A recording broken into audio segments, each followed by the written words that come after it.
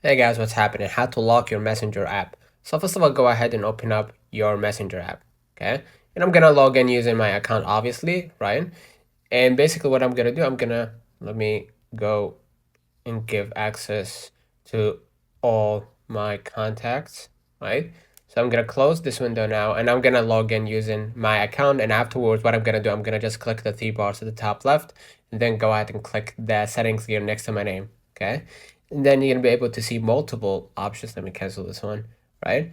Go ahead to the privacy and safety. And you're gonna be able to see under security app lock. You can require Face ID or a passcode.